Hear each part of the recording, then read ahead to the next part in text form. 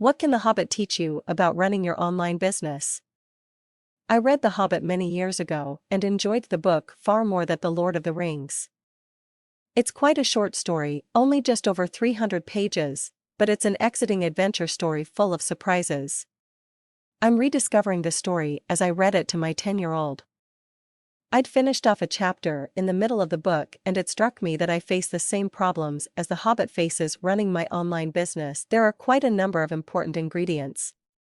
Firstly, there is a person who can be trusted, as they have already walked the paths and knows the likely pitfalls. Secondly, Bilbo, he's the main character in the book, isn't alone on his journey. Bilbo takes advice from a number of sources, sometimes it works out and other times not. The main point of the story is that Bilbo, together with his company, are searching for treasure. They know that it's likely to be a difficult journey and so prepare as best they can.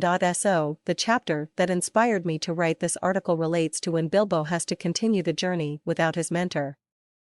They come to a great forest called Mirkwood. Gandalf has his own important business to attend and so has to leave the group.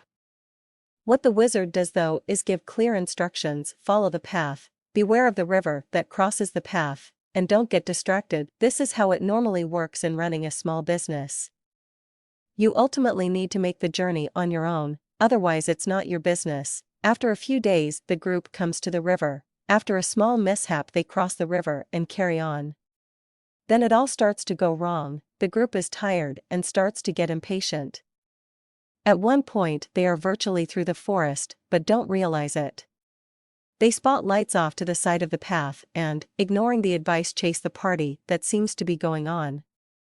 When they arrive at the place, it turns out to be nothing like they imagined, and they see another set of lights and off they go again. This part above all reminded me of my own journey in online marketing.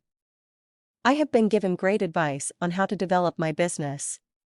I've trusted the advice and followed it for a while, but then been distracted and chased another bright light that seemed better than the path I was on. Seem familiar to you too? The group gets into all sorts of problems then, and in fact never find the path again.